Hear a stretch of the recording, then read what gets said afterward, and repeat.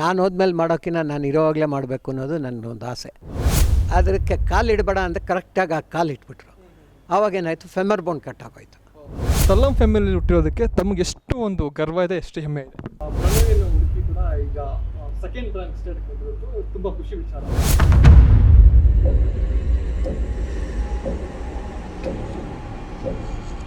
Sir, ಈಗ FKCC ಇದ್ರಲ್ಲಿ ತಮ್ಮದೇ ಆದ ಒಂದು ಚಾಪ್ ಮೂಡಿಸಿದ್ರಿ. ಅಗೇನ್ ರೋಟ್ರಿ ಕ್ಲಬ್ ವಿಚಾರಕ್ಕೆ ನಾನು ಬರ್ತೀನಿ. ಯಾಕೆಂದ್ರೆ ರೋಟ್ರಿ ಕ್ಲಬ್ನಲ್ಲಿ ಸಕ್ರಿಯವಾಗಿ ನೀವು ಇವತ್ತಿನವರೆಗೂ ಕಾರ್ಯನಿರ್ವಹಿಸ್ಕೊಂಡೇ ಬರ್ತಾ ಇದ್ದೀರಾ. ಸಾಕಷ್ಟು ಬಡ ಮಕ್ಕಳಿಗೆ ಅನೇಕ ರೀತಿಯ ಸಪೋರ್ಟ್ ಮಾಡ್ಕೊಂಡು ಬರ್ತಾ ಇದ್ದೀರಿ. 94ನೇ ಇಸ್ವಿಯಲ್ಲಿ ನಾನು ಅದೇ ರೋಟ್ರಿ ಕ್ಲಬ್ಗೆ ಸೇರಿಕೊಂಡೆ. ಎಲ್ಲರೂ ತಮ್ಮ ತಮ್ಮ ಅಧ್ಯಕ್ಷತೆಯಲ್ಲಿ ಒಳ್ಳೆಯ ಕಾರ್ಯಕ್ರಮಗಳನ್ನ ಮಾಡ್ಕೊಂಡು ಬಂದಿದ್ದಾರೆ. ಇಂಟರ್ನ್ಯಾಷನಲ್ ಸರ್ವಿಸ್ ಆರ್ಗನೈಸೇಷನ್ ನಮ್ಮ ಮುಖ್ಯ ಧ್ಯೇಯ ಆರ್ಥಿಕವಾಗಿ ಹಿಂದುಳಿದ ವರ್ಗದವರಿಗೆ ಸಹಾಯ ಮಾಡಬೇಕು ಅಂತ. ಸುಮಾರು 25 ವರ್ಷದಿಂದ ಈ ನೋಟ್ಬುಕ್ ಪ್ರಾಜೆಕ್ಟ್ ಅಂತ ಒಂದು ಅಕ್ಷರ ಅಂತ ಸ್ಟಾರ್ಟ್ ಮಾಡಿದ್ವಿ. ಅದು ಆಗ ಮುಂಚೆ ಒಂದು 10,000 ನೋಟ್ಬುಕ್ಸ್ ಪ್ರಿಂಟ್ ಮಾಡಿ ಆರ್ಥಿಕವಾಗಿ ಹಿಂದುಳಿದ ವಿದ್ಯಾರ್ಥಿಗಳಿಗೆ ಹಂಚ್ತಾ ಇದ್ವಿ. ಅದೇ ದಿನೇ ಬೆಳೆದು ಇವಾಗ ಡಿಸ್ಟ್ರಿಕ್ಟಲ್ಲೂ ಮಾಡೋಕ್ಕಾಗದೆ ನಮ್ಮ ರೋಟ್ರಿ ಬೆಂಗಳೂರು ದಕ್ಷಿಣ ನಡೆಸ್ಕೊಂಡ್ಬಂದಿದೆ. ಸುಮಾರು ಈ ವರ್ಷ 1 ಲಕ್ಷ ನೋಟ್ಬುಕ್ಗಳನ್ನು ಉಚಿತವಾಗಿ ಆರ್ಥಿಕವಾಗಿ ಹಿಂದುಳಿದ ಮಕ್ಕಳಿಗೆ ಕೊಡ್ತಾ ಇದೆ. ಇದರಿಂದ ಸುಮಾರು 25,000ಕ್ಕಿಂತ ಜಾಸ್ತಿ ಮಕ್ಕಳಿಗೆ ಅದು ಉಪಯೋಗ ಆಗ್ತಾಯಿದೆ. ಇದೇ ಅಲ್ಲದೆ ಹಲವಾರು ಕಾರ್ಯಕ್ರಮಗಳ ಸ್ಕಾಲರ್ಶಿಪ್ ಆಗಲಿ, ಎಸ್ಪೆಷಲಿ ಒಂದು 15 ಲಕ್ಷದಿಂದ 20 ಲಕ್ಷ ವರ್ತ್ ಆಫ್ ಸ್ಕಾಲರ್ಶಿಪ್ ಪ್ರತಿ ವರ್ಷ ಕೊಡ್ತಾಯಿದ್ವಿ. ಎಸ್ಪೆಷಲಿ ಟೆಕ್ನಿಕಲಲ್ಲಿ ಓದಿರೋರು. ಕೆಲವರೆಲ್ಲ ನಮ್ಮ ದಾನಿಗಳು ಅದರ ಎಂಡೋಮೆಂಟ್ ಫಂಡ್ಸ್ ಇಟ್ಟಿದ್ದಾರೆ. ನಿಯರ್ಲಿ 4 ಕೋಟಿ ರೂಪಾಯಿ ಎಂಡೋಮೆಂಟ್ ಫಂಡ್ ಇದೆ. ಅದರೆಲ್ಲ ಬರೋ ಬಡ್ಡಿ ಹಾಗೂ ಬೇರೆ ಈ ಒಂದು ಹುಡುಗನಿಗೆ 2 ಹುಡುಗ 3 ಹುಡುಗರಿಗೆಲ್ಲ ಕೊಡ್ತೀವಿ ಅಂತ ಹೇಳ್ತಾರೆ. ಇದರಿಂದ 150ರಿಂದ 200 ಜನ ಬಡ ವಿದ್ಯಾರ್ಥಿಗಳಿಗೆ ಅದು ಉಪಯೋಗ ಆಗ್ತಾಯಿದೆ. ಆಮೇಲೆ ಫಸ್ಟ್ ಇಯರಲ್ಲಿ ಅದು ಒಂದು ಕಂಡೀಷನ್ ಏನು ಅಂದರೆ, ಆ student should be economically weak and ಅವನು ಯಾವ ಸೆಮಿಸ್ಟರಲ್ಲೂ ಆರ್ಡಿನೆನ್ಸ್ ಇರಬಾರ್ದು. ಅಂಥ ವಿದ್ಯಾರ್ಥಿಗಳಿಗೆ ಕಡೆ ತನಕ ಅವ್ರಿಗೆ ನಾವು ಸ್ಕಾಲರ್ಶಿಪ್ಸ್ ಕೊಡ್ತಾ ಬಂದಿದ್ದೀವಿ. ಇದೇ ಥರ ಹಲವಾರು ಕಾರ್ಯಕ್ರಮಗಳು ನಡೆಸ್ಕೊಂಡು ಬರ್ತಾಯಿದ್ದೀವಿ. ಈಗ ರೋಟ್ರಿ ಕ್ಲಬ್ಬು ಜಸ್ಟ್ ಮಕ್ಕಳ ವಿದ್ಯಾಭ್ಯಾಸಕ್ಕೆ ಅಷ್ಟೇ ಅಲ್ಲ, ಸೊ ರೈತರ ವಿಚಾರವಾಗಿ, ಚೆಕ್ ಡ್ಯಾಮುಗಳ ವಿಚಾರವಾಗಿ ಸಾಕಷ್ಟು ಸೇವೆ ಸಲ್ಲಿಸ್ತಾ ಇದೆ ಅಂತ ಕೇಳ್ಪಟ್ವಿ. ಸೊ ಅದರ ಕಾರ್ಯಕ್ರಮಗಳು ಹೆಂಗೆ ನಡೀತಿದೆ ಸರ್? ಅದು ನಮ್ಮ ಕ್ಲಬ್ ನಡೀತಾ ಇಲ್ಲ. ಈ ಹಳ್ಳಿಗಳಲ್ಲಿರೋ ಕ್ಲಬ್ಗಳು ಅಂಥ ಕಾರ್ಯಕ್ರಮ ತೊಗೊತಾ ಇದೆ. ನಮಗೆ ಎಲ್ಲಿ ಬೇಕು, ಏನು ಬೇಕು, ಅವಶ್ಯಕತೆ ಏನಿರುತ್ತೆ ಎಲ್ಲಿ ಅಂತ ಗೊತ್ತಾಗಲ್ಲ. ಈ ಕೋಲಾರ ಡಿಸ್ಟ್ರಿಕ್ಟಲ್ಲಿ ಎಷ್ಟೋ ಟ್ಯಾಂಕ್ಗಳು ಕನೆಕ್ಷನ್ ಇಲ್ಲ. ಅದೆಲ್ಲ ಕನೆಕ್ಷನ್ ಮಾಡಿ ಆ ಕೆರೆಗಳು ತುಂಬ ಥರ ಮಾಡಿ ಆ ಚೆಕ್ ಡ್ಯಾಮ್ಸ್ ಥರ ಮಾಡಿ ನಮ್ಮ ಡಿಸ್ಟ್ರಿಕ್ಟ್ ಮುಂಚೆ 31-90 ಅಂತಿತ್ತು. 2 ವರ್ಷದಿಂದ ಅದು ಡಿವಿಷನ್ ಆಗಿ 31, 91, 92 ಆಗಿದೆ. ಸೊ ವಾಸವಿ ಹಾಸ್ಪಿಟಲ್ ವಿಚಾರಕ್ಕೆ ಬರೋದಾದರೆ ಸರ್, ವಾಸವಿ ಒಂದು ಹಾಸ್ಪಿಟಲ್ಗೆ ಮುಖ್ಯವಾದ ಕಾಂಟ್ರಿಬ್ಯೂಷನ್ ನಿಮ್ಮ ತಂಡದ್ದಿದೆ ಅಂತ ನಾನು ಕೇಳ್ಪಟ್ಟೆ. ಸೊ ಈ ಒಂದು ತಂಡ ಯಾವ ಥರ ಕಟ್ಟಿದ್ರಿ, ಅದು ಯಾವ ಥರ ಮುನ್ನಡೆದು ಇವಾಗ ಹೆಂಗಿದೆ ಸರ್ ಕಂಡೀಷನ್ಸ್? ನಾನು ಆಗಲೇ ಹೇಳಿದೆ, ಮೊದಲು ವಾಸವಿ ಧರ್ಮಶಾಲಾ ಬಂತು. ಅದಾದಮೇಲೆ ಒಂದು 20-25 ವರ್ಷದಿಂದ ಅದನ್ನೆಲ್ಲ ಹೊಸದಾಗಿ ಮಾಡಿ ಅವರೆಲ್ಲ ಒಂದು 4-5 ಕೋಟಿ ರೂಪಾಯಿ ಹಾಕಿ ಭಾಳ ಚೆನ್ನಾಗಿ ಕಟ್ಟಿದ್ದಾರೆ. ಇವಾಗ ಅದು ಒಂದು ಚೌಲ್ಟ್ರಿ ಹೋಗಿ 5 ಇದಾಗಿದೆ. ಎಲ್ಲ ಇವಾಗ 500 ಜನದಿಂದ 2,000 ಜನ ಆಗೋ ಥರ ಸಲಕರಣೆಗಳಿಗೆಲ್ಲ ಇಟ್ಟಿದ್ದೀವಿ. ಅದಲ್ಲದೆ ಅದರಲ್ಲಿ ಬರೋ ಒಂದು ದುಡ್ಡಲ್ಲಿ ನಮಗೆ ಒಂದು CA ಸೈಟು ಅಲಾಟ್ ಆಯಿತು. ಅದು ಒಂದು 15 ವರ್ಷದಿಂದ ಆಯಿತು. ಆ ಸೈಟಲ್ಲಿ ವಾಸವಿ ಹಾಸ್ಪಿಟ್ಲ್ ಅಂತ ಬಂತು. ಸುಮಾರು 120ರಿಂದ 130 ಜನ 25 ಲಕ್ಷ ಕಾಂಟ್ರಿಬ್ಯೂಷನ್ ಮಾಡಿ ಹಾಸ್ಪಿಟ್ಲ್ ಕಟ್ಟೋಂಗೆ ಮಾಡಿದ್ದಾರೆ. First class facilities, second class rate. ಅದರಲ್ಲಿರೋಂಥ ಟ್ರೀಟ್ಮೆಂಟ್ ಕಾಸ್ಟ್ ಯಾವ ಥರ ಇದೆ, ಆಮೇಲೆ ಅಲ್ಲಿ ಬೆಡ್ ವ್ಯವಸ್ಥೆ ಯಾವ ಥರ ಇದೆ? ಭಾಳ ಚೆನ್ನಾಗಿದೆ. ಎಸ್ಪೆಷಲಿ ಕೋವಿಡ್ ಟೈಮಲ್ಲಿ ಭಾಳ ಉಪಕಾರ ಮಾಡಿದ್ದೀವಿ. ನನ್ನದೇ ಒಂದು ಡೈರೆಕ್ಟ್ ಒಂದು ಎಕ್ಸ್ಪೀರಿಯನ್ಸ್ ಹೇಳೋಕ್ಕೆ ಇಷ್ಟಪಡ್ತೀನಿ. ಆವಾಗೆಲ್ಲ ಒಂದು ಪರ್ಟಿಕ್ಯುಲರ್ ಇಂಜೆಕ್ಷನ್ ಬೇಕಾಗಿತ್ತು. ಅದು ಶಾರ್ಟೇಜ್ ಆದಾಗ ಫಾರಿನಿಂದ ನನ್ನ ಕಸಿನ್ ಒಬ್ಬ ಫೋನ್ ಮಾಡಿ, ನಮ್ಮ ಅಕ್ಕನ ಮಗಳು ತುಂಬ ಸೀರಿಯಸ್ ಆಗಿದ್ದಾಳೆ, ಆ ಇಂಜೆಕ್ಷನ್ ಸಿಗ್ತಾಯಿಲ್ಲ, ಸ್ವಲ್ಪ ಕೊಡಿಸಿದ್ರೆ ಆಗುತ್ತೆ ಅಂತ ಕೇಳಿದೆ. ಅಲ್ಲಿ ಮ್ಯಾನೇಜ್ಮೆಂಟಲ್ಲಿ ನಾನು ಕೇಳಿದಾಗ ಅವ್ರ ಪಾಪ ಇಮಿಡಿಯೇಟಾಗಿ ಅದೇನು ಇಂಜೆಕ್ಷನ್ ಬೇಕೋ ಅವ್ರು ಕೊಟ್ಟರು. ಅದರಿಂದ ಅವರು ಬದುಕಿದ್ರು. ಇವರು ಇವತ್ತೂ ಆ ಮಗಳು ಹೇಳ್ತಾರೆ, ನೀವು ನಮ್ಮ ಪಾಲಕ್ಕೆ ದೇವರು ಅಂತ. ನಮಗೇನಾಗ್ತದೆ ಕ್ರೆಡಿಟ್ ತೊಗೊಳ್ಳೋ ನೆಸಿಟಿ ಇಲ್ಲ, ಯೂಸ್ ಆಗಿದೆ. ತುಂಬ ಜನ ಅದರಲ್ಲಿ ಇದಾದರು. ಟ್ರೀಟ್ಮೆಂಟು ಭಾಳ ಚೆನ್ನಾಗಿದೆ. ಎಸ್ಪೆಷಲಿ ಆರ್ಥೋಪೆಡಿಕ್ ಆಗಲಿ, ಬೇರೆ ಕೆಲವೆಲ್ಲ ಸ್ಪೆಷಾಲಿಟೀಸ್ ಎಲ್ಲ ಇದೆ. ಭಾಳ ಚೆನ್ನಾಗಿ ನಡೀತಾ ಇದೆ. ಸೊ ಅದಾದ ನಂತರ ಸರ್, ಈಗ ಸರ್ ಸಿ ವಿ ರಾಮನ್ ಅವರು ಒಂದು ನೊಬೆಲ್ ಅವಾರ್ಡ್ ತಗೊಂಡಾಗ ಒಂದು 3 ಲಕ್ಷ ಅಮೌಂಟ್ ಬಂದಿರ್ತದೆ. ಸೊ ಅದನ್ನು ಯಾರೋ ಒಬ್ಬ ವ್ಯಕ್ತಿ ಮೋಸ ಮಾಡಿದ್ದ ಅನ್ನೋ ವಿಚಾರ ಕೂಡ ಕೇಳ್ಪಟ್ಟೆ. ಸೊ ಅದಕ್ಕೆ ನೀವು ನೋಡ್ದಂಗೆ ಹೆಂಗೆ ಸರ್ ಅದು ಘಟನೆ ಅಂತ? ಆ ಘಟನೆ ಏನು ಅಂತಂದರೆ, ನಾನು ಆಗಲೇ ಹೇಳಿದೆ, ಅವರು ಒಬ್ಬರು ಹೇಳ್ತೀನಿ ಹೆಸರು, ಗೋಪಾಲರಾವ್ ಅಂತ, ಭಾಳ ದೊಡ್ಡ ವ್ಯಕ್ತಿ. ಈ ಕೆಂಪೇಗೌಡ ರೋಡಲ್ಲಿ ಇದೆಲ್ಲ ಇದೆಯಲ್ಲ ಜನತಾ ಬಜಾರ್, ಅದೆಲ್ಲ ಅವ್ರದ್ದೇ. ಅವರು ಹೀಗೆ ಅವ್ರು ಎಲ್ಲರ ಹತ್ರನೂ ದುಡ್ಡು ತೊಗೊಂಡು ಮಾಡಿ ವ್ಯವಹಾರ ನಡೆಸ್ತಾಯಿದ್ರು. ಸರ್ ಸಿ ವಿ ರಾಮನ್ಗೆ ನೊಬೆಲ್ ಪ್ರೈಸ್ ಬಂತು. ಅದು 3 ಲಕ್ಷನೇನೋ ಪ್ರೈಸ್ ಬಂತು. ಅವರು ನಾನು ಬಡ್ಡಿ ಕೊಡ್ತೀನಿ, ನಾನು ಕೊಡು ಅಂದಾಗ ಇವ್ರು ತೆಗೆದು ಅವರು ಕೊಟ್ಬಿಟ್ಟಿದ್ದಾರೆ. ಆಮೇಲೆ ಅವ್ರು ದುಡ್ಡು ಕೊಡೋಕೆ ಹೋದಾಗ ಇವತ್ತು ನಾಳೆ ಅಂದಂತೆ. ಅದಕ್ಕೆ ಸಿ ವಿ ರಾಮನ್ ಹೇಳಿದಂತೆ, ಆ ನೊಬೆಲ್ ಪ್ರೈಸು ಅವರು ಕೊಟ್ಟು ನಿಮ್ಗೆ ಕೊಡೋ ಬದಲು ನಿಮಗೆ ಕೊಟ್ಟಿದ್ರೆ ಚೆನ್ನಾಗಿರ್ತಾಯಿತ್ತು ಅಂತ. ಇನ್ನೊಂದು ಒಂದು ಹಾಸ್ಯವಾಗಿ ಹೇಳ್ತಾರೆ, ಅವರು ದುಡ್ಡು ಕೇಳಿದಾಗ ವಿಧಾನಸೌಧ ಬರ್ಕೊಟ್ರು ಅಂತ. ಈಗ ಮುಖ್ಯವಾಗಿ ಇನ್ನೊಂದು ನಿಮ್ಮ ಒಂದು ಏನದು ಕಾರ್ಯಕ್ಷೇತ್ರಕ್ಕೆ ನಾನು ಬರೋದಾದರೆ, ಸೊ NES ವಿಚಾರಕ್ಕೆ ನಾನು ಬರ್ತೀನಿ. ಸೊ ನ್ಯಾಷನಲ್ ಎಜುಕೇಷನ್ ಸೊಸೈಟಿಗೆ ನೀವು ಗವರ್ನಿಂಗ್ ಕೌನ್ಸಿಲ್ ಆಗಿದ್ರಿ, ಅದರ ನಂತರ ಒಂದು ಚೇರ್ಮನ್ ಆಗಿ ಕೂಡ ಕೆಲಸ ಮಾಡಿದ್ರಿ ಸ್ಕೂಲುಗಳಿಗೆ. ಅದಾದ ನಂತರ ಈಗ ಪ್ರಸ್ತುತ NESನ ಟ್ರೆಜರರ್ ಆಗಿ ಕೂಡ ಕೆಲಸ ಮಾಡ್ತಿದ್ರಿ. ಸೊ ನೀವು ಓದಿದ್ದ ಒಂದು ಶಾಲೆಗೆ ಅಥವಾ ಒಂದು ಸ್ಕೂಲ್ಗೆ, ಕಾಲೇಜಿಗೆ ನೀವು ಪ್ರೆಸಿಡೆಂಟ್ ಆಗ್ತೀರಿ ಅಂದರೆ ಒಂದು ಹೆಮ್ಮೆಯ ವಿಷಯ. ಸೊ ಇದ್ರ ವಿಚಾರವಾಗಿ ನೀವೇನು ಹೇಳ್ತೀರಿ? ಖಂಡಿತವಾಗ್ಲೂ ನಾನೆಲ್ಲ ಪೂರ್ವ ಜನ್ಮದಲ್ಲಿ ಪುಣ್ಯ ಮಾಡಿರಬೇಕು. ತಂದೆ ತಾಯಿ ಋಣ ಹಾಗೂ ಗುರುಗಳ ಋಣ ತೀರ್ಸೋಕ್ಕಾಗಲ್ಲ. ಅಂಥ ಒಂದು ಶಿಕ್ಷಣ ಸಂಸ್ಥೆಗೆ ನಾನೊಂದು ಚಿಕ್ಕದಾಗಿ ಸೇವೆ ಸಲ್ಲಿಸೋಕ್ಕೆ ಅವಕಾಶ ಕೊಟ್ಟಿದ್ದಕ್ಕೆ ಆ ದೇವರಿಗೆ ಧನ್ಯವಾದಗಳನ್ನ ಹೇಳ್ತೀನಿ. ಒಂದು 40 ವರ್ಷ ನಾನು ಗವರ್ನಿಂಗ್ ಕೌನ್ಸಿಲ್ ಮೆಂಬರ್ ಆಗಿದೆ. ಒಂದು 25 ವರ್ಷದಿಂದ ನ್ಯಾಷನಲ್ ಹೈಸ್ಕೂಲ್ಗೆ ಚೇರ್ಮನ್ನು ಆಗಿದ್ದೆ, ಮಿಡ್ಲ್ ಸ್ಕೂಲ್ಗೂ ಚೇರ್ಮನ್ ಆಗಿದ್ದೆ. ಒಂದು 3 ವರ್ಷದ ಹಿಂದೆ ಟ್ರೆಷರರ್ ಆಗಿ ಎಲೆಕ್ಟ್ ಆದೆ. ಬೇಜಾರು ಬೀಳದೆ, ಅದು ಬೇರೆ ಎಷ್ಟೇ ಬೇಜಾರು ಬಿದ್ದರೂ ಅದು ನನ್ನ ಮಮತಾ ಭಾವದಿಂದ ಬೇಜಾರು ಬೀಳದೆ ಆ ಕೆಲಸ ಮಾಡ್ತಾಯಿದ್ದೀನಿ. ಏನೇ ಮಾಡಿದ್ರೂ ನಮ್ಮ ಒಂದು ಶಿಕ್ಷಣ ಸಂಸ್ಥೆಗೆ ಒಂದು ಸೇವೆ ಮಾಡೋಕ್ಕೆ ಅವಕಾಶ ಕೊಟ್ಟಿದ್ದಕ್ಕೆ ಯಾರು ನಮಗೆ ಅವಕಾಶ ಕಲ್ಪಿಸಿದಾರೋ ಅವ್ರಿಗೆಲ್ಲ ನನ್ನ ಧನ್ಯವಾದಗಳು. ಆಮೇಲೆ NESನ ಟ್ರೆಜರರ್ ಆಗಿ ಒಂದು ಸ್ಥಾನ ತೊಗೊಂಡಿದ್ದೀರಿ, ಇದು ನಿಮ್ಗೆ ಎಷ್ಟು ತೃಪ್ತಿ ಇದೆ? ಆಮೇಲೆ ಇಲ್ಲಿನ ಕೆಲಸ ಕಾರ್ಯಗಳು ಹೆಂಗೆ ನಡೀತಿದೆ ಸರ್? ಖಂಡಿತವಾಗ್ಲೂ ಚೆನ್ನಾಗಿ ನಡೀತಾ ಇದೆ. ಅದು ಒಂದು ರೂಲ್ಸ್ ಮಾಡಿದ್ದಾರೆ, ಯಾವ ಥರ ಏನು ಅಂತ. ಒಂದು ಬಿಲ್ ಪಾಸ್ ಮಾಡೋದು ಹಾಗೆ, ಇದು ಮಾಡೋದು ಹಾಗೆ, ಆ ಪ್ರೋಸೆಸ್ ಎಲ್ಲ ಆದಮೇಲೆ ನನ್ನ ಹತ್ರ ಸೈನಿಗೆ ಬರುತ್ತೆ. But it has to be attested in various levels by various that concerned incharge. Secretary ಇದು ಮಾಡಿದ್ಮೇಲೆ ನನ್ನ ಹತ್ರ ಬರುತ್ತೆ. ನಾನು ಆ ಚೆಕ್ಸ್ ಎಲ್ಲ ಸೈನ್ ಮಾಡಿ, ಅವರೂ ನಂದು ಜಾಯಿಂಟ್ ಸೈನೂ ಇದೆ. ಅಂದರೆ ಈಗ ಜವಾಬ್ದಾರಿ ಕೆಲಸ, ಯಾಕಂದರೆ ಹಣಕಾಸು ವಿಚಾರದಲ್ಲಿ ಸಾಕಷ್ಟು ಜಾಗ್ರತೆ ವಹಿಸಬೇಕಾಗುತ್ತೆ, ಸಾಕಷ್ಟು ಕೇರ್ಫುಲ್ಲಾಗಿ ಹ್ಯಾಂಡಲ್ ಮಾಡಬೇಕಾಗುತ್ತೆ. ಸೊ ಈ ಸ್ಥಾನಕ್ಕೆ ನೀವು ಕೇಪೇಬಲ್ ಅಂತ ಕೂಡ ಆಯ್ಕೆ ಮಾಡಿರ್ತಾರೆ. ಸೊ ಆ ಜವಾಬ್ದಾರಿನ ಯಾವ ಮಟ್ಟಕ್ಕೆ ನಿಭಾಯಿಸ್ತಾ ಇದ್ದೀರ ಅನ್ನೋದು ಕೂಡ ಖಂಡಿತವಾಗ್ಲೂ ನನ್ನ ಇದು ಎಸ್ಪೆಷಲಿ ನಮ್ಮ ದೊಡ್ಡವ್ರು ಹೇಳ್ಕೊಟ್ಟಿದ್ದಾರೆ. ಪಬ್ಲಿಕ್ ಲೈಫಲ್ಲಿ ನೀನು ಸ್ವಂತಕ್ಕೆ ಹೇಗೆ ಬೇಕಾದ್ರೂ ಮಾಡು, ಏನು ಬೇಕಾದ್ರೂ ಮಾಡು. ಬೇರೆ ಕಡೆ ನೀನು ಪಬ್ಲಿಕ್ ಲೈಫಲ್ಲಿ ಕೆಲಸ ಮಾಡಿದಾಗ ಬಿ ಕೇರ್ಫುಲ್. ನೀನು ಎಷ್ಟೇ ಮಾಡಿದ್ರೂ ಅದು ಥ್ಯಾಂಕ್ಲೆಸ್ ಜಾಬ್. ಬಟ್ ನಮ್ಮ ಕರ್ತವ್ಯ ನಾವು ಮಾಡಬೇಕು. ನಮ್ಮ ಮನಸ್ಸಿಗೆ ಇಚ್ಛೆಯಾಗಿ ಪ್ರಾಮಾಣಿಕವಾಗಿ ಕೆಲಸ ಮಾಡಲು ಶ್ರಮಿಸುತ್ತಿದ್ದೇನೆ. ಸೊ ಆನಂತರ ಸರ್, NESನ ಒಂದು ವಿದ್ಯಾಸಂಸ್ಥೆಗಳು ಸೊ ಇತ್ತೀಚೆಗೆ ಸಾಕಷ್ಟು ಒಂದು ಡೆವಲಪ್ಮೆಂಟ್ ಆಗ್ತಿರೋದು ಅಥವಾ ಬೇರೆ ಬೇರೆ ಬ್ರಾಂಚಸ್ ಓಪನ್ ಆಗ್ತಿರೋದು. ಸೊ NES ಅಲ್ಲಿ ಏನಂತ ಫೆಸಿಲಿಟಿ ಇದೆ ಅಥವಾ ಏನಂತ ಸ್ಪೆಷಾಲಿಟಿಗಳಿದ್ದಾವೆ ಅಂತ ನಿಮ್ಮ ಮುಖಾಂತರ ಹೇಳ್ತೀವಿ?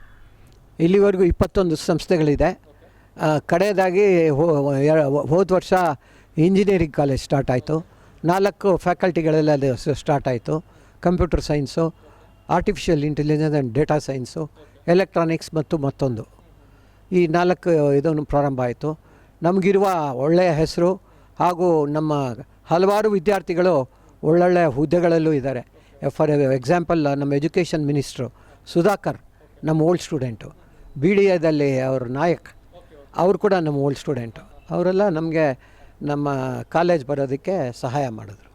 ಈಗ ಮುಖ್ಯವಾಗಿ ಬೆಂಗಳೂರು ಅಂತ ಒಂದು ನಗರದಲ್ಲಿ ಕನ್ನಡ ಮೀಡಿಯಮ್ಗೆ ಅಷ್ಟು ವ್ಯಾಲ್ಯೂ ಇಲ್ಲ ಅಂತ ಹೇಳ್ತಾಯಿದ್ರು. ಬಟ್ ಇಲ್ಲಿ ಬಸವನಗುಡಿ ಒಂದು ಬ್ರಾಂಚಲ್ಲಿ ಮತ್ತು ಸುಬ್ರಹ್ಮಣ್ಯಪುರ ಬ್ರಾಂಚಲ್ಲಿ ತುಂಬ ಹೆಚ್ಚಿನ ಒಂದು ಬೇಡಿಕೆ ಇದೆ ಅಂತ ಕೇಳ್ಪಟ್ವಿ. ಅದ್ರ ಬಗ್ಗೆ ಹೇಳೋದಾರೆ ಸರ್? ಇಲ್ಲಿ ಮುಂಚೆ ಇಲ್ಲಿ ತುಂಬ ಡಿಮ್ಯಾಂಡ್ ಇತ್ತು, ಇಲ್ಲಿ ಬಸವನಗುಡಿಯಲ್ಲಿ. ನಂತರದಲ್ಲಿ ಇವಾಗ ಯಾರು ನೋಡಿದ್ರು ನಮ್ಮ ಮಕ್ಕಳು ಇಂಗ್ಲೀಷ್ ಮೀಡಿಯಮಲ್ಲಿ ಓದಬೇಕು ಅಂತ ಇದು ಮಾಡ್ತಾರೆ. ಅಲ್ಲೆಲ್ಲ ಸ್ವಲ್ಪ ಸುಬ್ರಹ್ಮಣ್ಯಪುರದಲ್ಲಿ ಹಳ್ಳಿಗಳಿಂದ ಸುತ್ತಮುತ್ತಲು ಬರ್ತಾರೆ. ಭಾಳ ಚೆನ್ನಾಗಿ ನಡೀತಾ ಇದೆ. ಈ 2 ಸಂಸ್ಥೆಗಳು ಸೇರಿ ಸುಮಾರು 1000 ಜನ ವಿದ್ಯಾರ್ಥಿಗಳಿದ್ದಾರೆ, ಭಾಳ ಚೆನ್ನಾಗೂ ಓದ್ತಾರೆ. ಅಲ್ಲಿರೋ ಸಂಸ್ಥೆ ಕೂಡ ನಮ್ಮ ಬೀಗರ್ದು YAS ನ್ಯಾಷನಲ್ ಹೈಸ್ಕೂಲ್ ಅಂದರೆ ಯಾದಾಳಂ ಆದಿಲಕ್ಷ್ಮಮ್ಮ ಸುಬ್ಬಯ್ಯ ಶೆಟ್ಟಿ ನ್ಯಾಷನಲ್ ಹೈಸ್ಕೂಲ್ ಅಂತ. ಅವರು ಕೂಡ ನಮ್ಮ NESಗೆ ಮಧುಸೂದನ್ ಅವರು ಉಪಾಧ್ಯಕ್ಷರಾಗಿದ್ದಾರೆ. ಅಂದರೆ ಇತ್ತೀಚೆಗೆ ಬಂದಂಥ SSLC ಒಂದು ಫಲಿತಾಂಶದಲ್ಲಿ ಪ್ರಣವಿ ಅನ್ನೋ ಹುಡುಗಿ ಕೂಡ ಈಗ ಸೆಕೆಂಡ್ ರ್ಯಾಂಕ್ ಸ್ಟೇಟ್ಗೆ ಬಂದಿರೋದು ತುಂಬ ಖುಷಿ ವಿಚಾರ. ಸೊ ಇದ್ರ ಬಗ್ಗೆ ಮಾತಾಡೋದು. ಖಂಡಿತವಾಗ್ಲೂ ಇನ್ನೂ ಒಂದು ಹೇಳೋಕ್ಕೆ ಇಚ್ಛೆ ಪಡ್ತೀನಿ. ನಾವು ಹೋಗ್ತಾ ಇರೋ ಕಾಲದಲ್ಲಿ ಎಲ್ಲ ರ್ಯಾಂಕ್ ಸ್ಟೂಡೆಂಟ್ಸ್ ತಗೊಂಡು 100% ರಿಸಲ್ಟ್ಸು, ಯಾವಾಗಲೂ ಪೇಪರ್ ಹೋಯಿತು ಅಂದರೆ ನ್ಯಾಷನಲ್ ಹೈಸ್ಕೂಲ್ಗೆ ಎಷ್ಟು ರ್ಯಾಂಕ್ ಬರ್ತಾಯಿದೆ ಅಂತ ಇದ್ದರು. ನಂತರದ ದಿನಗಳಲ್ಲಿ ಫೀಸ್ ಕಡಿಮೆ ಇಟ್ಟರೆ ಸ್ಕೂಲ್ ಚೆನ್ನಾಗಿಲ್ಲ ಅಂತ ಶುರುವಾಗಾಯಿತು. ನಾವು ಪ್ರಾಮಾಣಿಕವಾಗಿ ಇದ್ದಿದ್ದಕ್ಕೆ ಇದೇ ನಮಗೆ ಶಿಕ್ಷೆ. ಹಾಗೂ ಇವಾಗ ಮಿಡ್ಲ್ ಕ್ಲಾಸು ಅಂತ ಅವ್ರನ್ನ ಮಕ್ಕಳನ್ನೆಲ್ಲ ತೊಗೊಂಡು 50% ತೊಗೊಂಡು ಅವ್ರಿಗೆ 75% ಬಂತು ಅಂದರೆ ನಮಗೂ ಖುಷಿ ಆಗುತ್ತೆ. ಹಾಗೆ ಈ ವರ್ಷದಲ್ಲಿ ಆ ಹುಡುಗಿ ಪ್ರಣವಿ ಅನ್ನೋ ಹುಡುಗಿ 625 ಗಳಿಸಿದ್ದಾಳೆ. ಇಂಗ್ಲೀಷಲ್ಲಿ ಮಾತ್ರ ಒಂದು ಮಾರ್ಕ್ ಕಮ್ಮಿ ಬಂದಿದೆ. ರೀಕರೆಕ್ಷನ್ ಆಗ್ತೀನಿ ಅಂದರೆ ನಾನೇ ಬೇಡ ಅಂದೆ, ಸಾಕು ಅಷ್ಟು ಬಂದಿರೋದೇ ಸಾಕು ಅಂತ ಹೇಳಿದ್ದೀವಿ. ನಮಗೂ ಒಂದು ಹೆಮ್ಮೆ ವಿಚಾರ. ಆ ಪ್ರಣವಿ ಅವ್ರ ತಾಯಿ ಬಂದು ಟೀಚರ್ ಆಗಿದ್ದಾರೆ, ತಂದೆ ವಾಸ್ತು ಇದು ಮಾಡ್ಕೊಂಡ್ಬಂದಿದ್ದಾರೆ. ಅವರು ಕೂಡ ಮುಂದಿನ ದಿನಗಳಲ್ಲಿ ಆನರ್ ಮಾಡಬೇಕು ಅಂತ ನಮಗೂ ಒಂದು ಹೆಮ್ಮೆ ಅಲ್ವಾ. ಅವಳು ನಮಗೂ ಇಡೀ ಇನ್ಸ್ಟಿಟ್ಯೂಷನ್ಗೆ ಒಂದು ಹೆಮ್ಮೆ ತಂದಿದ್ದಾಳೆ. ನಿಮ್ಮ ಫ್ಯಾಮಿಲಿ ಇಷ್ಟು ಜನ್ರೇಷನ್ನ ಅಂದರೆ ತಲುಪ್ಕೊಂಡು ಬಂದಿದೆ. ಸೊ ಈ ಫ್ಯಾಮಿಲಿ ಮೆಂಬರ್ಸನ್ನು ಒಂದು ಫ್ರೇಮಲ್ಲಿ ನೋಡಬೇಕು ಅಂತ ಹೇಳ್ಬಿಟ್ಟು ಒಂದು ಮೊಬೈಲ್ ಆ್ಯಪಲ್ಲಿ ಏನೋ ರೆಡಿ ಮಾಡಿದೆ ಅಂತಲ್ಲ, ಏನು ಸರ್ ಅದು ವಿಚಾರ? ಅದು ಉದ್ದೇಶ ಏನು ಸರ್? ಉದ್ದೇಶ ಏನು ಅಂತಂದರೆ ಈಗಿನ ಕಾಲದಲ್ಲಿ ನ್ಯೂಕ್ಲಿಯಸ್ ಫ್ಯಾಮಿಲೀಸ್ ಆಗಿಬಿಟ್ಟಿದೆ. ಜಾಯಿಂಟ್ ಫ್ಯಾಮಿಲಿ ಅನ್ನೋದೇ ಇಲ್ಲ. ಗಂಡ ಹೆಂಡ್ತಿನೇ ಒಂದು ನ್ಯೂಕ್ಲಿಯಸ್ ಫ್ಯಾಮಿಲಿ ಆಗಿಬಿಟ್ಟಿದೆ. ಅವ್ರವ್ರ ಇವಾಗ ಟಿ ವಿಗಳು ಬಂದು ಹಾಳು ಮಾಡಿಬಿಟ್ಟಿದೆ ನಮ್ಮ ಜೀವನ ಎಲ್ಲ. ಒಬ್ಬರೊಬ್ಬರು ಬಾಂಧವ್ಯ ಆಗಲಿ, ಒಂದು ಪ್ರೀತಿ ವಿಶ್ವಾಸ ಎಲ್ಲ ಕಮ್ಮಿ ಆಗಿಬಿಟ್ಟಿದೆ. ನಾನು ಆವಾಗಲೇ ಹೇಳ್ದಂಗೆ ನಮ್ಮ ಅಂಗಡಿಯಲ್ಲಿ ಸುಮಾರು 100 ವರ್ಷ ದೊಡ್ಡಪ್ಪ ಚಿಕ್ಕಪ್ಪನ ಮಕ್ಕಳೇ ನಾವು ಒಟ್ಟಿಗೆ ಇದ್ವಿ. ಆವಾಗವಾಗ ವೈಮನಸ್ಯ ಬರ್ತಾ ಇರುತ್ತೆ, ಹೋಗ್ತಾ ಇರುತ್ತೆ. ಅದು ಪಾರ್ಟ್ ಆ್ಯಂಡ್ ಪಾರ್ಸಲ್ ಆಫ್ ನಮ್ಮ ಜೀವನ. ನಮ್ಮದು ಒಂದು ಟ್ರೈನ್ ಜರ್ನಿ ಇದ್ದಂಗೆ. ಎಲ್ಲೋ ಒಂದು ಪ್ಲ್ಯಾಟ್ಫಾರಮಲ್ಲಿ ಹತ್ತೀವಿ, ಹೋಗ್ತಾ ಹೋಗ್ತಾ ಒಂದೊಂದು ಊರಲ್ಲೂ ಹತ್ತಾ ಇರ್ತಾರೆ, ಇಳಿತಾ ಇರ್ತಾರೆ. ಕಡೆಯಲ್ಲಿ ನಮ್ಮ ಕಡೆ ಇದನ್ನು ಯಾತ್ರೆಯನ್ನು ಮುಗಿತೀವಿ. ಇದೇ ನಮ್ಮ ಜೀವನ. ಇದೇ ಲೆಸನ್ ನಮಗೆ PUCಯಲ್ಲಿತ್ತು, ಟ್ರಾವೆಲ್ ಬೈ ಟ್ರೈನ್ ಅಂತ. ಆಮೇಲೆ ತಲ್ಲಂ ದ್ವಾರಕಾನಾಥ್ ಇದುವರೆಗೂ ಅಂದರೆ ಇಲ್ಲಿವರೆಗೂ ಸಾಕಷ್ಟು ಕಾರ್ಯಕ್ಷೇತ್ರಗಳು ಗುರುತಿಸ್ಕೊಂಡಿದ್ದೀರಿ, ಸಾಕಷ್ಟು ಕೆಲಸಗಳನ್ನ ಮಾಡ್ತಾಯಿದ್ದೀರಿ ಕೂಡ, ಮಾಡಿದ್ದೀರಿ ಕೂಡ. ಸೊ ಇನ್ನೇನಾದರೂ ಮಾಡೋದು ಬಾಕಿ ಇದೆಯಾ ಜೀವನದಲ್ಲಿ ಅಂತ? ಜೀವನದಲ್ಲಿ ಏನು ಇರೋ ಕಾರ್ಯಗಳನ್ನ ಸರಿಯಾಗಿ ನಡ್ಸ್ಕೊಂಡು ಬರೋದೇ ನಮ್ಮ ಉದ್ದೇಶ. ಎಸ್ಪೆಷಲಿ ಎಲ್ಲದಕ್ಕಿಂತ ಜಾಸ್ತಿ ನಮ್ಮ ಇನ್ಸ್ಟಿಟ್ಯೂಷನ್ಗೆ ಎಷ್ಟು ಹೆಲ್ಪ್ ಆಗುತ್ತೆ ಮಾಡೋಣ ಅನ್ನೋದು ಒಂದು ನನ್ನ ಮುಖ್ಯ ಗುರಿ. ಆಮೇಲೆ ನಾನು ಹೋದ್ಮೇಲೆ ಮಾಡೋಕ್ಕಿಂತ ನಾನು ಇರೋವಾಗಲೇ ಮಾಡಬೇಕು ಅನ್ನೋದು ನನ್ನೊಂದು ಆಸೆ. ಮುಂಚಿನಿಂದನೂ ನಮ್ಮ ಕಮ್ಯುನಿಟಿಯಲ್ಲೇ ಅದು ನಮ್ಮ ರಕ್ತದಲ್ಲೇ ಬಂದುಬಿಟ್ಟಿದೆ. ಮಕ್ಕಳಿಗೆಲ್ಲ ಒಂದು ವ್ಯಾಪಾರ ಎಲ್ಲ ಕಲ್ಪಿಸಿ, ಹೆಣ್ಮಕ್ಳಿಗೆಲ್ಲ ಮದುವೆ ಮಾಡಿ, ಅವ್ರಿಗೆ ಒಂದು ಸಂಪಾದನೆ ಮಾಡೋದಕ್ಕೊಂದು ವ್ಯಾಪಾರ ಎಲ್ಲ ಮಾಡಿ, ದಾನ ಧರ್ಮಗಳಿಗೂ ಕೂಡ ಸ್ವಲ್ಪ ಹಣ ಎತ್ತಿಡ್ತಾಯಿದ್ರು. ಸೊ ಆಮೇಲೆ ನಿಮ್ಮ ಜೀವನದಲ್ಲಿ ಒಂದು ನ್ಯೂಜಿಲ್ಯಾಂಡ್ನ ಒಂದು ವಿಚಾರ ಏನೋ ತುಂಬ ಸೆನ್ಸಿಟಿವ್ ಅಥವಾ ಏನೋ ತುಂಬ ಗುಪ್ತವಾಗಿದೆ ಅಂತಲ್ಲ, ಏನು ಸರ್ ಅದು? ಗುಪ್ತ ಏನಿಲ್ಲ. ನಮ್ಮ ಹೆಂಗಸರು ಸ್ವಲ್ಪ ಅವರು ಅದೇ ಹೇಳಿದ್ರೆ ಅವ್ರಿಗೂ ಒಂಥರ ಮನಸ್ಸಿಗೆ ಬೇಜಾರಾಗುತ್ತೆ. 2009 ಏಪ್ರಿಲ್ 2ನೇ ತಾರೀಕು ನಾವು ಬೆಂಗಳೂರು ಬಿಟ್ವಿ. ಮುಂಚೆ ಎಲ್ಲ ನಾವು ಚೇಂಬರಿಂದ, ರೋಟ್ರಿಯಿಂದ ಹಲವಾರು ದೇಶಗಳನ್ನ ಟ್ರಾವೆಲ್ ಮಾಡಿದ್ದೀವಿ. ಫಸ್ಟು ಚೈನಾಗೆ ಹೋಗಿದ್ವಿ, ಸೌತ್ ಆಫ್ರಿಕಾಗೆ ಹೋಗಿದ್ವಿ. ಹಾಗೆ 3ನೇ ಸತಿ ನ್ಯೂಜಿಲೆಂಡ್ ಹಾಗೂ ಆಸ್ಟ್ರೇಲಿಯಾ ಇತ್ತು. ಯೂಶ್ವಲಾಗಿ ಆಸ್ಟ್ರೇಲಿಯಾಗೆ ಹೋಗಿ ನ್ಯೂಜಿಲೆಂಡ್ಗೆ ಹೋಗ್ತಾರೆ. ನಮ್ಮದು ಮಾತ್ರ ರಿವರ್ಸ್ ಸ್ಟಾರ್ಟ್ ಆಯಿತು. ನ್ಯೂಜಿಲೆಂಡ್ಗೆ ಹೋಗಿ ಆಕ್ಲ್ಯಾಂಡ್ ಹೋಗಿದ್ವಿ. ಅಲ್ಲಿಂದ ರೋಟ್ರೋವಾ ಅಂತ ಸಲ್ಫರ್ ಸ್ಪ್ರಿಂಗ್ಸು ಇದೆಲ್ಲ ಇದೆ, ಅದೆಲ್ಲ ನೋಡಿಕೊಂಡು ಕ್ವೀನ್ಸ್ಲ್ಯಾಂಡ್ ಅಂತಿದೆ, ಭಾಳ ರಮ್ಯವಾದ ಒಂದು ಜಾಗ, ಮೌಂಟನ್ಸು ಇದೆಲ್ಲ ಇದೆ. ಆ ಮೌಂಟನ್ ಮೇಲೆಲ್ಲ ಹೋಗಿ ಇದೆಲ್ಲ ಮಾಡಿದಾಗ ಅಲ್ಲಿ ಇದು ಒಂದು ಲೂಜ್ ಅಂತ ಒಂದು ಕಾರ್ ಬಿಡೋದು ಒಂದು ಗೇಮ್ಸ್ದು ಇದಿದೆ. ಅದು ಆ್ಯಕ್ಚುಲಾಗಿ ಕೂತ್ಕೊಳ್ಳೋಕೆ ಮುಂಚೆ ಅಲ್ಲಿ ಓದಬೇಕು. ಯಾರೋ ನಾನು ಮುಂದೆ ಹೋಗ್ಬಿಟ್ಟೆ, ನಮ್ಮ ಶ್ರೀಮತಿ ಅವ್ರಿಗೆ ನಿಮಗೂ ಡ್ರೈವಿಂಗ್ ಬರುತ್ತೆ, ನೀವು ಯಾತಕ್ಕೆ ಹೋಗಬಾರ್ದು ಅಂದರು. ಅವರು ಕೂತ್ಕೊಂಡ್ಬಿಟ್ರು. ಅಲ್ಲಿ ಆ ಪ್ರಿಕಾಷನ್ ಓದಲಿಲ್ಲ. ಅದರಲ್ಲಿ ಕ್ಲೀನಾಗಿ ಬರೆದಿದ್ದಾರೆ, ನಿಮಗೇನಾದರೂ ನಿಮ್ಮದು ಹಾದಿ ತಪ್ಪಿದಾಗ ನೀವು ಇದು ಪಕ್ಕಕ್ಕೆ ಹೋಗಬೇಡಿ ಅಂತ. ಪಕ್ಕಕ್ಕೆ ಹೋಗಿ ಇದಾಗಬೇಡಿ. ಅವರು ಹೋಗ್ತಾ ಹೋಗ್ತಾ ಸ್ಪೀಡು ಜಾಸ್ತಿ ಆಗೋಯ್ತು. ಅವರು ಗಾಬರ ಆಗಿಬಿಟ್ಟು ಕಂಟ್ರೋಲ್ ಹೊಟ್ಟೋಯ್ತು. ಕಂಟ್ರೋಲ್ ಹೋದಾಗ ಎಡಕ್ಕೆ ಬಂದುಬಿಡ್ತು. ಬಲಕ್ಕೆ ಹೋಯ್ತು ಅಂತಂದರೆ ಪಾತಾಳ ಇದ್ದಂಗಿದೆ ಅಂತ ಮನಸ್ಸಿನಲ್ಲಿ ಅಂದ್ಕೊಂಡು ಎಡಕ್ಕೆ ಬಂದು ಅಲ್ಲಿ ಇದು ಡಿವೈಡ್ರ್ ಇದಿರುತ್ತಲ್ಲ ಕಾಂಪೌಂಡು, ಅದಕ್ಕೆ ಕಾಲಿಡಬೇಡ ಅಂತ ಕರೆಕ್ಟಾಗಿ ಆ ಕಾಲು ಇಟ್ಬಿಟ್ರು. ಆವಾಗೇನಾಯಿತು ಫೆಮರ್ ಬೋನ್ ಕಟ್ಟಾಗೋಯ್ತು. ಅಲ್ಲಿ ಅದಾದಮೇಲೆ ಎಲ್ಲರೂ ಬಂದರು, ಇದು ಮಾಡಿದ್ರು. ಪಾಪ ಕೆಳಗಡೆ ಎಲ್ಲ ಕರ್ಕೊಂಬಂದು ಆ ಕ್ವೀನ್ಸ್ ಟೌನಲ್ಲಿ ಇದು ಸರಿಯಾಗಿ ಮೆಡಿಕಲ್ ಕೇರ್ ಇರಲಿಲ್ಲ. ಬಟ್ ಅಲ್ಲಿ ಟೂರಿಸಮಲ್ಲಿ ಬರೋ ಇನ್ಕಮ್ನ ಇಂಥ ಏನಾದರೂ ಆಯಿತು ಅಂತಂದರೆ ಅವರು ಕವರ್ ಮಾಡ್ತಾರೆ. ಬರೀ ಬಾಯಿ ಮಾತಲ್ಲಿ ಬಂದು ಕೆಳಗಡೆ ಬಂದು ಆ ಹಾಸ್ಪಿಟ್ಲಲ್ಲಿ ಹೇಳಿದ್ರು. ಹಾಸ್ಪಿಟ್ಲವರು ಫಸ್ಟ್ ಏಡ್ ಏನು ಬೇಕೋ ಅದು ಮಾಡಿ ಫ್ರ್ಯಾಕ್ಚರ್ ಆಗಿದೆ ಅಂತ ಹೇಳಿದ್ರು. ಬಟ್ ನಮ್ಮ ಹತ್ರ ಇಲ್ಲಿ ಫೆಸಿಲಿಟೀಸ್ ಇಲ್ಲ. ಇಲ್ಲಿಂದ 180 ಕಿಲೋಮೀಟ್ರ್ ದೂರ ಇನ್ವರ್ ಕಾರ್ಗಿಲ್ ಅಂತ ಒಂದು ಊರಿದೆ, ಅಲ್ಲಿಗೆ ಅವ್ರನ್ನ ಕರ್ಕೊಂಡು ಹೋಗ್ಬೇಕು ಅಂತಂದರು. ನಾನು ಗ್ರೂಪ್ ಬಿಟ್ಟು ಆಚೆ ಬರುವಾಗ ಐ ಬ್ರೋಕ್ ಡೌನ್.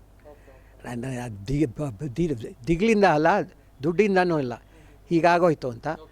ಆಮೇಲೆ ಆ್ಯಂಬುಲೆನ್ಸಲ್ಲಿ ಬರಬೇಕಾದ್ರೆ ಅವ್ರನ್ನ ಕಾಲು ಇದು ಮಾಡಿ I have to follow her back. ಬಸ್ಸಲ್ಲಿ ಹೋಗೋಣ ಅಂದರೆ ಅವರು ರಿಸೆಪ್ಷನಲ್ಲಿ ಬಸ್ಸಲ್ಲಿ ಹೋಗಿ ಅಂತಂದರು. ಅವ್ನು ಬೇರೆ ಇಂಡಿಯನ್ನು. ಸರ್ ನೀವು ಟ್ಯಾಕ್ಸಿ ತೊಗೊಂಡೋದ್ರೆ ಕಷ್ಟ ಆಗುತ್ತೆ, ಬೇಡಪ್ಪ ನೀನು ಟ್ಯಾಕ್ಸಿ ತೊಗೊಂಬಂದೆ. ಅವ್ನಿಗೂ ಮುಂದಿನ ದಿವಸ ನೆಕ್ಸ್ಟ್ ಡೇ ಅವ್ನು ಬಾಂಬೆ, ಅವನೇ ಒಂದು ಟ್ಯಾಕ್ಸಿ ತೊಗೊಂಬಂದ, ನಮ್ಮನ್ನು ಇದರಲ್ಲೇ ಕರ್ಕೊಂಬಂದ. ಇನ್ವರ್ ಕಾರ್ಗಿಲಲ್ಲಿ ಅಲ್ಲಿ ಹೋದ ತಕ್ಷಣ ಹಾಸ್ಪಿಟ್ಲಲ್ಲಿ ಒಳಗಡೆ ಅಡ್ಮಿಟ್ ಮಾಡಿದ್ರು. ನಾನು ಅವ್ನಿಗೆ ಹೇಳಿದೆ, ಸ್ವಲ್ಪ ಹೊತ್ತು ಕಾಯ್ಕೊಂಡಿರು, ಸಾಮಾನೆಲ್ಲ ಕಾರಲ್ಲೇ ಇದೆ, ಸ್ವಲ್ಪ ಎಲ್ಲ ಸೆಟ್ಲ್ ಆದಮೇಲೆ ಆಗಲಿ ನೀವು ಹೋಗಿ ಸರ್ ಅಂತ. ಮಧ್ಯದಲ್ಲಿ ನಮ್ಮ ಜಾಯಿಂಟ್ ಫ್ಯಾಮ್ಲಿ ಬಗ್ಗೆ ಹೇಳಿದೆ. ಅವನು ಕೂಡ ನ್ಯೂಜಿಲೆಂಡ್ಗೆ ಹೋಗಿ ಭಾಳ ವರ್ಷ ಆಗಿತ್ತು, ತಂದೆ ಇಲ್ಲ ತಾಯಿ ಇಲ್ಲ, ಒಂದು ಗರ್ಲ್ ಫ್ರೆಂಡ್ ಇದ್ಲು. ಅವ್ರಿಗೆ ನಮ್ಮದೆಲ್ಲ ನಮ್ಮ ಒಟ್ಟು ಕುಟುಂಬದ ಬಗ್ಗೆ ಹೇಳಿದಾಗ ಅವ್ನ ಕಣ್ಣಲ್ಲಿ ನೀರಿಟ್ಬಿಟ್ಟ. ನೀವೆಲ್ಲ ಇಷ್ಟೆಲ್ಲ ಪುಣ್ಯವಂತರು, ಈ ಥರ ಎಲ್ಲ ನೋಡಿದ್ದೀರಾ, ಸ್ನೇಹಿತರಾಗಲಿ ಬಂಧು ಬಳಗದವರಾಗಲಿ ಇಷ್ಟೆಲ್ಲ ನಿಮಗೆ ಒಬ್ರಿಗೊಬ್ರು ಕಷ್ಟ ಸುಖದಲ್ಲಿರ್ತಾರೆ, ನನಗೆ ಯಾರೂ ಇಲ್ಲ ಅಂತ ದುಃಖಪಟ್ಟ. ಹಾಗೂ ಅಲ್ಲಿ ಹೋದ್ಮೇಲೆ ನೀವು ಹೋಗಿ ಸರ್ ನಾನು ಇಲ್ಲೇ ಇರ್ತೀನಿ ಇಂದ. ಅಲ್ಲೇ ಓಡಾಡ್ತಾರೆ, ಎಲ್ಲೋದ್ರು ಅಂತ ಗೊತ್ತಿಲ್ಲ ನಮ್ಮ ವೈಫು. ಒಳಗಡೆ ಹೋದ ತಕ್ಷಣ ಅವ್ರು ಎಲ್ಲಿಗೆ ಕರ್ಕೊಂಡು ಹೋಗ್ಬೇಕೋ ಅಲ್ಲಿಗೆ ಕರ್ಕೊಂಡು ಹೋದರು. ಅಲ್ಲಿ ಓಡಾಡ್ತಾ ಇರ್ಬೇಕಾದ್ರೆ ನನಗೇನು ದುಃಖ ತೋರಿಸಲಿಲ್ಲ. ರಿಸೆಪ್ಷನಲ್ಲಿ ಹೋಗಿ ಇಲ್ಲಿ ರೋಟ್ರಿ ಕ್ಲಬ್ ಇದೆಯಾ ಅಂತ ಕೇಳಿದೆ. ಹೌದು ಇದೆ ಅಂತಂದರು. ಯಾರನ್ನಾದರೂ ನಮಗೆ ಕಾಂಟ್ಯಾಕ್ಟ್ ಮಾಡೋಕ್ಕೆ ಆಗುತ್ತಾ ಅಂತಂದರೆ ಅವರು ಯಾವುದೋ ಒಂದು ಡೈರೆಕ್ಟ್ರಿ ತೊಗೊಂಡ್ರು. ಅಲ್ಲಿ ಫೋನ್ ಮಾಡಿದ್ರು, ಯಾರಿಗೋ ಒಬ್ಬರು ಆ್ಯಲನ್ ವ್ಯಾಗ್ಹಾರ್ನ್ ಅಂತ ಅವ್ರ ಕೈಗೆ ಫೋನ್ ಕೊಟ್ಟು, ಹೀಗೆ ನಾನು ರೋಟ್ರಿ ಇದು ಚೇಂಬರಿಂದ ಡೆಲಿಗೇಷನ್ ಬಂದಿದ್ದೆ, ನಮ್ಮ ವೈಫ್ಗೆ ಆಕ್ಸಿಡೆಂಟ್ ಆಗಿದೆ, ಇಲ್ಲಿ ಒಂದು ಈ ಹಾಸ್ಪಿಟ್ಲಲ್ಲಿ ಸೌತ್ ರಿಡ್ಜ್ ಹಾಸ್ಪಿಟ್ಲ್ ಅಂತ ಅಲ್ಲಿ ಸೇರಿಸಿದ್ದೀನಿ ಅಂತ ಹೇಳಿಬಿಟ್ಟು ಅವರೂ ಕೇಳಿಬಿಟ್ಟು ಫೋನ್ ಇಟ್ಬಿಟ್ರು. ಇವಳು ಆಪ್ರೇಷನ್ ಆಗೋದಕ್ಕೂ ಒಂದು 4ರಿಂದ 5 ಗಂಟೆ ಹೊತ್ತಾಯಿತು. ನಾನು ವೆಯ್ಟಿಂಗ್ ರೂಮಲ್ಲಿ ವೆಯ್ಟ್ ಮಾಡ್ತಾಯಿದ್ದೆ. ಅದೆಲ್ಲ ಆದಮೇಲೆ ಅವರೆಲ್ಲ ಬಂದು ಡಾಕ್ಟ್ರೆಲ್ಲ ಮಾತಾಡಿದ್ಮೇಲೆ ಒಬ್ಬರು ಮುದುಕರು ಬಂದು ಬೆಳಿಗ್ಗೆ ಫೋನ್ ಮಾಡಿದ್ದು ನಾನೇ ಆ್ಯಲನ್ ವ್ಯಾಗಾರ್ನ್ ಅಂದರು. ನಂತರದ ದಿನಗಳಲ್ಲಿ ಅವಳು ಅಡ್ಮಿಟ್ ಆದರು. ನನ್ನ ಒಂದು ಮೋಟೆಲ್ಗೆ ಕರ್ಕೊಂಡೋಗಿ ಅಲ್ಲಿ ಅವ್ರಿಗೆ ಇಳಿಸ್ಬಿಟ್ಟು ಅಂದಿನಿಂದ ನನಗೆ ಒಂದು ಬಾಂಧವ್ಯ ಶುರು ಆಯಿತು. ದಿನಾಗಲೂ ಬೆಳಿಗ್ಗೆ ಬಂದು ನಮ್ಮನ್ನೆಲ್ಲ ವಿಚಾರಿಸಿ, ಅವ್ರ ಶ್ರೀಮತಿಯವರು ಗ್ಲೋರಿಯಾ ಅಂತ ಅವ್ರ ಹೆಸರು, ಅಲ್ಲಿ ಇನ್ನರ್ವೀಲಲ್ಲಿ ಅವರು ಕೂಡ ಪ್ರೆಸಿಡೆಂಟು. ಅವರು ದಿನಾಗಲೂ ಬಂದು ನಮ್ಮ ಶ್ರೀಮತಿಯವ್ರನ್ನ ವಿಸಿಟಿಂಗ್ ಟೈಮಲ್ಲಿ ಬಂದು ತಿಂಡಿ ಗಿಂಡಿ ಜ್ಯೂಸ್ ಅಂತ ಇದಂತ ತಂದುಕೊಟ್ಟು ನಮ್ಮ ಶ್ರೀಮತಿಯವ್ರ ಬಟ್ಟೆಗಳು ತೊಗೊಂಡೋಗಿ ಅದನ್ನೆಲ್ಲ ವಾಶ್ ಮಾಡಿ ನೆಕ್ಸ್ಟ್ ಡೇ ವಾಪಸ್ ತೊಗೊಂಡು ಕೊಡ್ತಾಯಿದ್ರು. 4-5 ದಿವಸ ನಾನು ಪ್ಯೂರ್ ವೆಜಿಟೇರಿಯನ್ನು, ನನಗೆ ಕಾಲ ಕಳೆಯೋಕ್ಕಾಗಲಿಲ್ಲ. ಅವ್ನಿಗೆ ಹೇಳಿದೆ, ಈಗ ನಾನು ಮೋಟಲಲ್ಲೆಲ್ಲ ನಂಗೆ ಆಗ್ತಾಯಿಲ್ಲ, ಎಲ್ಲಾದರೂ ನಮಗೆ ಪೇಯ್ಡ್ ಗೆಸ್ಟ್ ಇದು ಸಿಗುತ್ತಾ ಅಂತ. ಇಂಡಿಯಾದಿಂದ ಸುಮಾರು ಜನ ಮೋಸ ಹೋಗಿ ನ್ಯೂಜಿಲೆಂಡ್ಗೆ ಹೋಗ್ಬಿಡ್ತಾರೆ. ಅವ್ರಿಗಲ್ಲಿ ಫ್ಯೂಚರ್ ಇರಲ್ಲ, ಬಿಸ್ನೆಸ್ ಮ್ಯಾನೇಜ್ಮೆಂಟ್ ಅಂತ ಇದಂತೆ ಅದಂತೆ ಅಂತ. ಯಾರೋ ಒಂದು ಗಂಡ ಹೆಂಡತಿ ಆವಾಗ ತಾನೇ ಮದುವೆ ಆಗಿದೆ. ಗಂಡ ಬಂದು ಡೆಂಟಲ್ ಡಾಕ್ಟ್ರು, ಹೆಂಡತಿ ಇದು ನಮ್ಮ ಬಿಸ್ನೆಸ್ ಮ್ಯಾನೇಜ್ಮೆಂಟಲ್ಲಿ ಸೇರಿಕೊಂಡಿದ್ಲು. ಅವ್ರದ್ದು 10x10 ಮನೆ. ಹೀಗೆ ಕರೆದ್ಬಿಟ್ಟು, ನೋಡಮ್ಮ ಅವರು ಹೀಗೆ ಪೇಯಿಂಗ್ ಗೆಸ್ಟ್ ಆಗುತ್ತೆ ಬರೋ ಥರ ಕೇಳ್ತಾ ಇದ್ದಾರೆ, ಏನಾದರೂ ಆಗುತ್ತಾ, ಆಗಲಿ ಅಂತಂದ್ಲು. ಆಮೇಲೆ ನನ್ನ ಹತ್ರ ಕೇಳಿದ್ರು ಎಷ್ಟು ಕೊಡ್ತೀರಾ ಅಂತ. ನೀವು ಎಷ್ಟು ಹೇಳಿದ್ರೆ ಅಷ್ಟು ಕೊಡ್ತೀನಿ ಅಂತಂದೆ. ಆ ಮೊಟೆಲಲ್ಲಿ ಎಷ್ಟು ಕೊಡ್ತಾ ಇದೆಯಾ ಅಂತಂದರು. $130 ಕೊಡ್ತಾಯಿದ್ದೀನಿ ಅಂತಂದೆ. ಸರಿ ಅಷ್ಟೇ ಕೊಟ್ಬಿಡಿ, ಆಗಲಿ ಅಂತಂದು. ಅಷ್ಟು ಜಾಸ್ತಿ ಆಗೋಯ್ತು, ಬೇಡ ಅಂದ್ಬಿಟ್ಟು ಅರ್ಧಕ್ಕೆ ಇಳಿಸಿದ್ರು. ಅದಕ್ಕೂ ಆಗಲಿ ಅಂದೆ. ಪಾಪ ಆ ಹುಡುಗಿಗೆ ಸುಮ್ಮನೆ ಇಲ್ಲದೆ ಊಟನೂ ಕೊಟ್ಬಿಡು ಅಂದರು, ಅದಕ್ಕೂ ಒಪ್ಕೊಂಡ್ಳು. ಹಾಗೆ ಅವ್ರ ಮನೇಲಿ ಹೋಗಿದ್ದೆ. 10x10 ರೂಮು, ಚಳಿ ಅಂದರೆ ಚಳಿ. ರಾತ್ರಿ ಹೊತ್ತು ನಾನು ಕಾಲು ಚಾಚಿದ್ರೆ ಇದು ನಮ್ಮ ರೂಮಿಂದ ಆಚೆ ಬರ್ತಾಯಿತ್ತು. ಪಾಪ ಅವರು ಗಂಡ ಹೆಂಡತಿ ಆವಾಗ ತಾನೇ ಮದುವೆ ಆಗಿದ್ದಾರೆ. ಅವರು ಹೀಟರ್ ಇತ್ತು ಅವ್ರ ಹತ್ರ. ಫಸ್ಟ್ ಡೇ ಓಲ್ಡ್ ಹೀಟರ್ ನನ್ನ ಹತ್ರ ಕೊಟ್ಟರು, ಅವ್ರು ಇಟ್ಕೊಂಡಿದ್ರು. ನೆಕ್ಸ್ಟ್ ಡೇ ಅಂಕಲ್ ನಿಮಗೆ ಚಳಿ ತಡೆಯೋಕ್ಕಾಗಲ್ಲ ಅಂತ ಅವ್ರ ಹತ್ರ ಇರೋ ಹೀಟರ್ ನನಗೆ ಕೊಟ್ಟರು. ಆಮೇಲೆ ದಿನಾಗಲೂ ಬೆಳಿಗ್ಗೆ ಹೋದಾಗ ತಿಂಡಿ ಗಿಂಡಿ ಮಾಡಿಬಿಟ್ಟು ಅವ್ರ ಹತ್ರ ಒಂದು ಬೀಗ, ನನ್ನ ಹತ್ರ ಒಂದು ಬೀಗ ಇರ್ತಾಯಿತ್ತು. ಬಟ್ಟೆ ಹಾರೋಕ್ಕೆ ಹೋಯಿತು ಅಂದರೆ ಕೈ ಹಾಗೆ ನಿಂತೋಗೋದು. ಡೈಲಿ ನಾನು ಅಲ್ಲಿ ಹೋಗಿ ಹಾಸ್ಪಿಟ್ಲಲ್ಲಿ ಇದ್ಕೊಂಡು ಅಲ್ಲೂ ಸಾಯಂಕಾಲ ಆಯಿತು ಅಂದರೆ ಅವ್ರ ಫ್ರೆಂಡ್ಸ್ ಎಲ್ಲ ಬರೋರು, ಇಂಡಿಯನ್ಸ್ ಅಲ್ಲಿ ಹೋಗಿ ಸೆಟ್ಲಾಗಿದ್ದಾರಲ್ಲ, ಅವರು ಒಬ್ರು ಮಾತಾಡಿಕೊಂಡು ಕಷ್ಟ ಸುಖದಲ್ಲೆಲ್ಲ ಆಗ್ತಾಯಿದ್ರು. ಒಂದು 4-5 ದಿವಸ ಆದಮೇಲೆ ಭಾನುವಾರ ಆಯಿತು ಅಂತಂತಂದರೆ ಅವರು ಈ ಇದು ಫಾಸ್ಟ್ ಫುಡ್ ರೆಸ್ಟೋರೆಂಟ್ಸಲ್ಲಿ ಕೆಲಸ ಮಾಡಿ $8 $9 3-4 ಗಂಟೆ ಪಾರ್ಟ್ ಟೈಮ್ ಜಾಬ್ ಮಾಡ್ತಂದರೆ $40 $50 ಇದು ನ್ಯೂಜಿಲೆಂಡ್ ಡಾಲರ್ ಬರೋದು. ಅದರಲ್ಲಿ ಬರೋ ದುಡ್ಡಲ್ಲಿ 4 ಪ್ಯಾಟೀಸ್ ತೊಗೊಂಡು ನನಗೆ, ನನ್ನ ವೈಫ್ಗೆ, ಅವಳಿಗೆ ಕೊಟ್ಬಿಟ್ಟು, ಅವ್ರಿಗೆ ಇದಿಲ್ಲ ಅಂತ ಅವರು ಪುಣ್ಯಾತ್ಮರು. ಎಲ್ಲರೂ ದೇವ್ರನ್ನ ನೋಡಿಲ್ಲ, ನಾನು ದೇವ್ರನ್ನೇ ನೋಡಿಬಿಟ್ಟೆ. ಆ ಅವಳು ಇವತ್ತೂ ನಮಗೆ ಮೇಘನ ಅಂದ್ಬಿಟ್ಟು ಲೈಫಲ್ಲೆಲ್ಲ ಚೆನ್ನಾಗಿ ಸೆಟ್ಲಾಗಿ ಇವತ್ತು ಕೂಡ ನಮ್ಮದು ಅವ್ರದ್ದು ತಂದೆ ಮಕ್ಕಳ ಬಾಂಧವ್ಯ ಥರ ಆಗಿದೆ. ವಾಪಸ್ ಬರೋವಾಗ ದುಡ್ಡು ಕೊಡೋಕೆ ಹೋದರೆ ಬೇಡ ಅಂತಂದ್ಲು. ತಂದೆ ಮನೆಯಲ್ಲಿ ನಾರ್ತ್ ಇಂಡಿಯಾದಲ್ಲೆಲ್ಲ ನೀರು ಕೂಡ ಕುಡಿಯೋಲ್ಲ, ಆ ಥರ ಮಾಡಬೇಡ ಅಂದಿದ್ದಕ್ಕೆ ಒಪ್ಕೊಂಡ್ಳು. ಚೆನ್ನಾಗಾಗಿದ್ದಾಳೆ, ಇವಾಗಲೂ ನಮ್ಮನ್ನು ತಿಳ್ಕೊತಾಳೆ. ಇದೇ ನಮ್ಮ ದೇವ್ರದ್ದು ನೋಡಿದ್ದು ಕತೆ. ಚೇಂಬರಲ್ಲಿ ಒಂದು ಕಾನ್ಫರೆನ್ಸ್ ಆಯಿತು. ಆವತ್ತು ದಿವಸದಿಂದ ಚೀಫ್ ಗೆಸ್ಟ್ ಆಗಿ ಮಾಸ್ಟರ್ ಹಿರಣ್ಣಯ್ಯ ಬಂದಿದ್ದರು. ಅಲ್ಲೊಂದು 600ರಿಂದ 700 ಜನ ಸೇರಿದರು. ಅವರ ಭಾಷಣದಲ್ಲಿ ಹೀಗೆ ಯಾರು ಅಪರಿಚಿತರು, ಯಾರಿಂದ ಇದು ಉಪಯೋಗ ಹೊಂದಿರ್ತಾರೋ ಅವ್ರ ಪಾಲ್ಗೆ ಅವ್ರ ದೇವರು ಅಂತ ಹೇಳಿದ್ರು. ಸರ್ ನಾನು ಮಾತಾಡ್ತೀನಿ ಅಂತ ಹೇಳಿದೆ. ಅವ್ರ ಬುಕ್ಕಲ್ಲಿರೋದು ಹೇಳಿದ್ರು. ನನ್ನ ಒಂದು ಅನುಭವ ಹೇಳಿದಾಗ ಅಲ್ಲಿರೋ 500 ಜನನೂ ಎದ್ದು ನಿಂತು ಸ್ಟ್ಯಾಂಡಿಂಗ್ ಓವೇಷನ್ ಕೊಟ್ಟರು. ಇದೆಲ್ಲ ಆದಮೇಲೆ ನಾವು ಇಲ್ಲಿ ಬಂದಾಗ ಎಷ್ಟೋ ಜನ ನಮ್ಮ ಶ್ರೀಮತಿ ಒಂದು ವಿಚಾರಿಸೋಕೆ ಬರ್ತಾಯಿದ್ರು. ಅವ್ರ ಹತ್ರ ಎಲ್ಲ ಇದೆಲ್ಲ ಹಂಚ್ಕೊಂಡೆ. ಗಂಡಸರಾಗಲಿ ಹೆಣ್ಣಗಸರಾಗಲಿ ಕಣ್ಣಲ್ಲಿ ನೀರಿಟ್ರು. ಇದೇ ಮನುಷ್ಯತ್ವ ಅಂದರೆ. ಇದು ನ್ಯೂಜಿಲೆಂಡ್ ವಿಚಾರ ಇಷ್ಟೆಲ್ಲ ನಡೆದಿದೆ. ಓಕೆ, ಆವತ್ತಿಂದ ನಾನು ಒಂಥರ ನನ್ನ ಒಂದು ಮನುಷ್ಯತ್ವನೇ ಚೇಂಜ್ ಆಗೋಯ್ತು. ಹಾಗೂ ನಮ್ಮ ಸ್ನೇಹಿತರೆಲ್ಲ ಹೇಳ್ತಾಯಿದ್ರು, ರೋಟ್ರಿಯಲ್ಲಿ ಹೆಲ್ಪ್ ಮಾಡ್ತೀಯಾ, ಬೇರೆ ಕಡೆ ಎಲ್ಲ ಹೆಲ್ಪ್ ಮಾಡ್ತೀಯಾ, ದೇವ್ರು ನಿನ್ನ ಋಣ ಇಡಲಿಲ್ಲ, ಇಲ್ಲೇ ತೀರಿಸ್ಬಿಟ್ರು ಅಂತ ಕೂಡ ಹೇಳ್ತಾರೆ. ಅದು ಮಾಡ್ತೀರಾ ಅಂತ ನಾವು ಮಾಡಬಾರ್ದು, ನಮ್ಮ ಕರ್ತವ್ಯ ನಾವು ಮಾಡಬೇಕು. ಒಟ್ಟಾರೆ ಇದೆಲ್ಲ ನೋಡಿದಾಗ ಸೊ ನಿಮ್ಮ ಒಂದು ಸಮಾಜಮುಖಿ ಕೆಲಸಗಳು ಇರ್ಬೋದು ಅಥವಾ ನಿಮ್ಮ ಫ್ಯಾಮಿಲಿಯ ಒಂದು ಕೆಲಸಗಳಿರ್ಬೋದು, ಸೊ ಒಟ್ಟಾರೆ ಅವತ್ತಿಂದ ಇವತ್ತಿನವರೆಗೂ ಚಾಚು ತಪ್ಪದೆ ಮಾಡ್ಕೊಂಬರ್ತಿದ್ದೀರಿ. ಸೊ ಒಟ್ಟಾರೆ ನನ್ನ ಲಾಸ್ಟ್ ಕ್ವಶನ್ ಏನಂತಂದರೆ, ತಲ್ಲಂ ಫ್ಯಾಮಿಲಿ ಹುಟ್ಟಿರೋದಕ್ಕೆ ತಮಗೆ ಎಷ್ಟು ಒಂದು ಗರ್ವ ಇದೆ, ಎಷ್ಟು ಹೆಮ್ಮೆ ಇದೆ?